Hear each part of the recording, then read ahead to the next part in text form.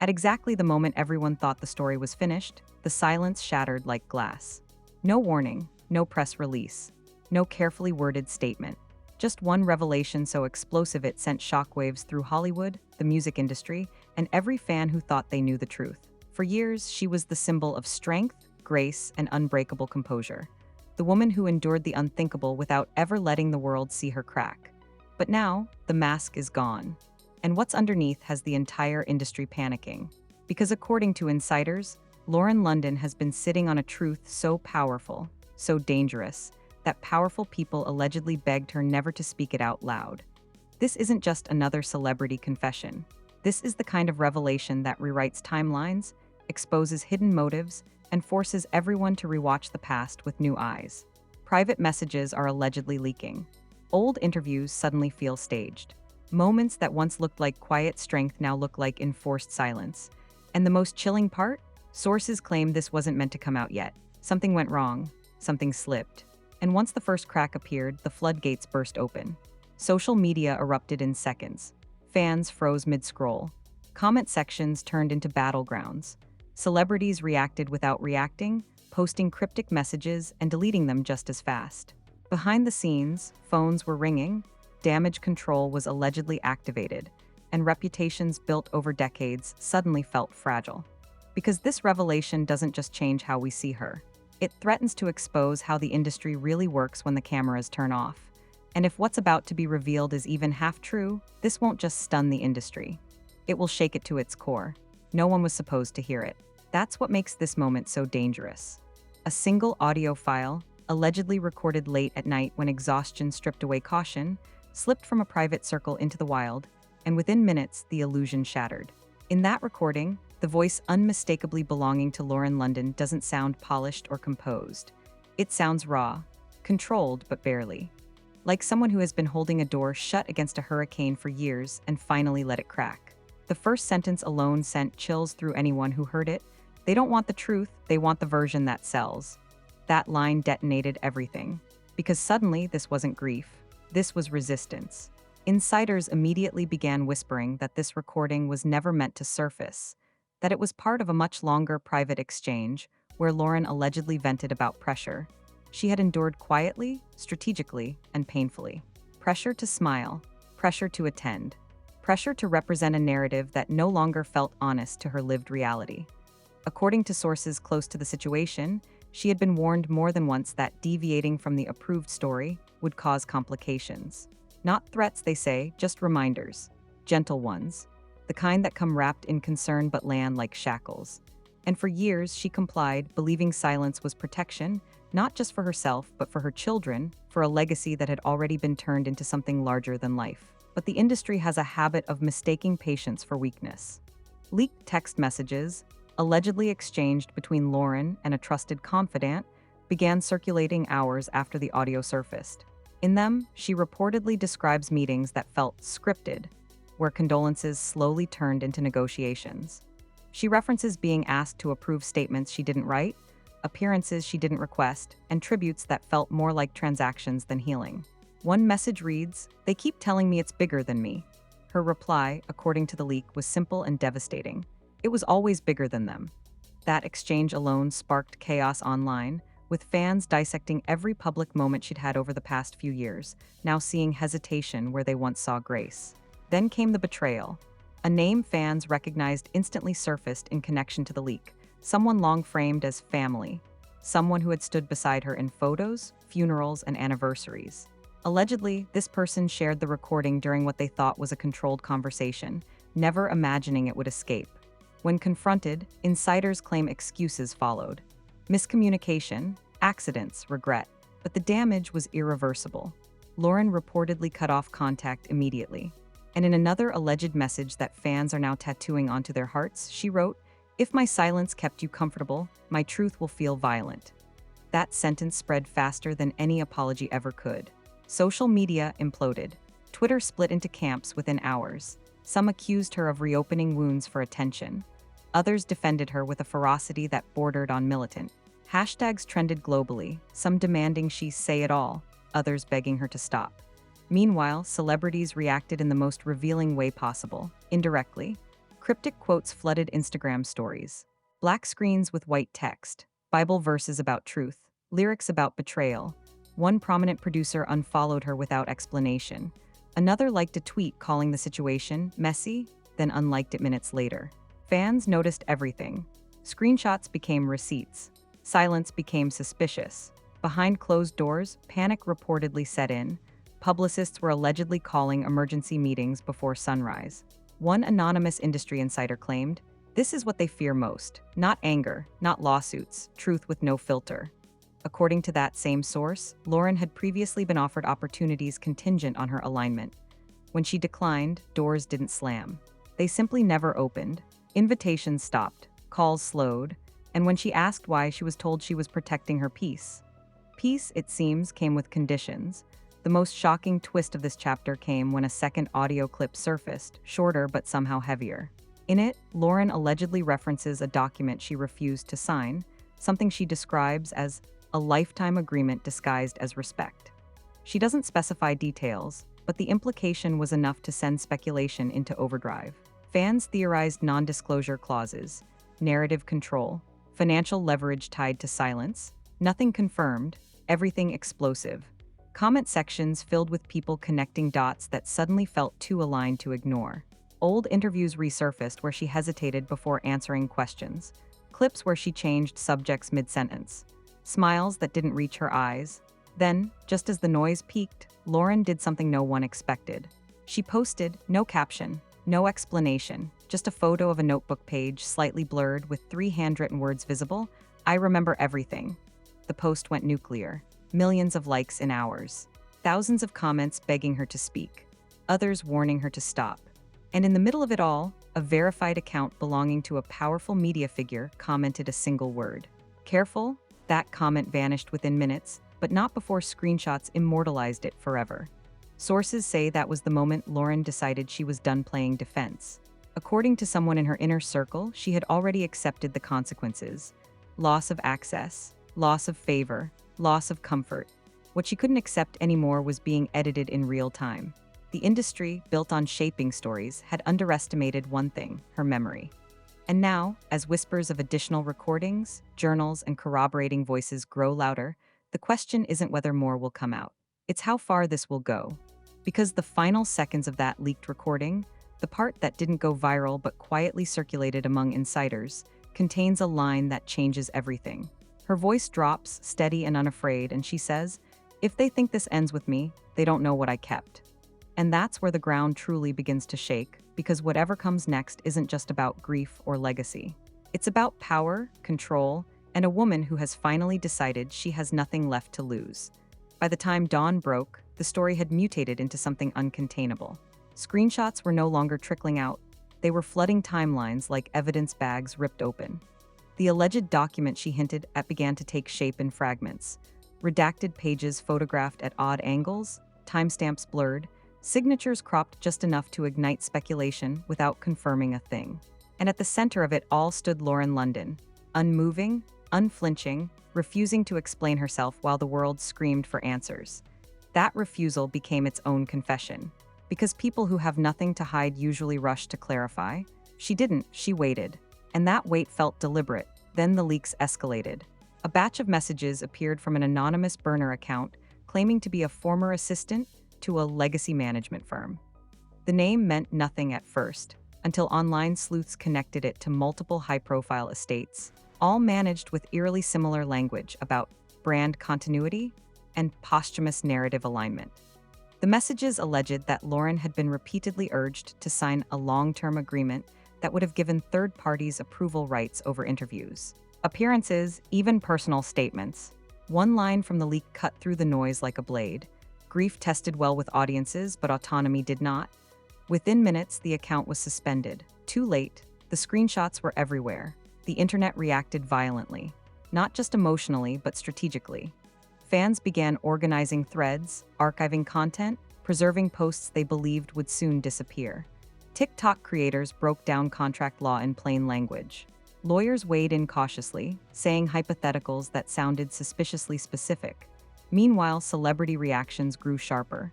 A respected industry veteran tweeted, There's always a price for telling the truth after the checks clear, then locked their account. Another public figure posted a selfie with the caption, "Peace over chaos," and fans immediately interpreted it as a warning shot. The temperature kept rising. Behind the scenes, insiders claimed phones were ringing nonstop at agencies and production houses. Emergency meetings allegedly turned into shouting matches. One source described a conference room where executives argued over whether ignoring Lauren was safer than confronting her. "She knows where the bodies are buried," the source claimed someone said. That phrase alone, when leaked to a gossip blog, sent chills through the fandom, because it suggested something far worse than hurt feelings or broken contracts. It suggested history, long, documented, inconvenient history. And then came the confrontation everyone swore never happened. A secretly recorded phone call, allegedly between Lauren and a high-ranking figure she once trusted, began circulating in clipped excerpts. The audio was grainy, but the tension was unmistakable. A male voice can be heard saying, "You're risking everything people built for you." Her response was calm, devastating. "No, I'm risking what they built on me." That single exchange ignited a firestorm. Fans slowed the audio, analyzed tone, debated authenticity. Experts weighed in on voice matching. While no one could conclusively verify it, no one could dismiss it either. The ambiguity made it more powerful. As the chaos grew, so did the attempts to discredit her. Anonymous op-eds popped up overnight, painting her as emotionally compromised and surrounded by bad advice. The language felt familiar, almost rehearsed. Viewers noticed the same phrases repeated across different outlets. Coincidence? Fans didn't think so. They began compiling side-by-side comparisons, highlighting identical adjectives, identical concerns, identical conclusions. The narrative was clear: she was hurting herself. She needed to be protected from herself. And in response to that coordinated concern, Lauren posted nothing. Again. Instead, something else happened. A close friend, someone rarely seen in public with her, broke ranks.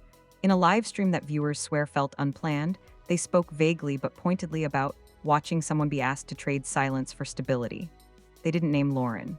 They didn't have to. The chat exploded. Comments flew so fast they blurred. And just before ending the stream, the friend said one line that landed like a grenade. "Some of y'all clap for strength as long as it doesn't interrupt the schedule." The stream ended abruptly. Their account went private within minutes.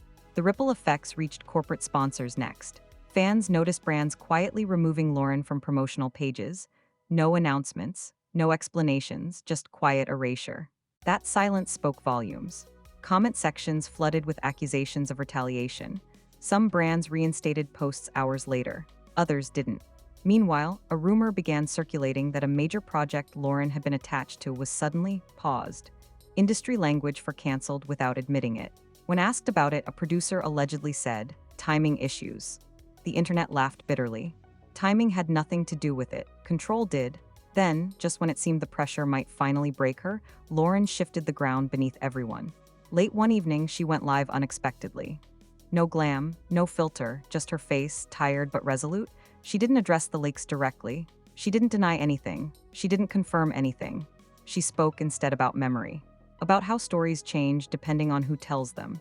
About how silence can be mistaken for consent. And then she said the sentence that made even her critics stop breathing. "If I wanted comfort, I would have stayed quiet.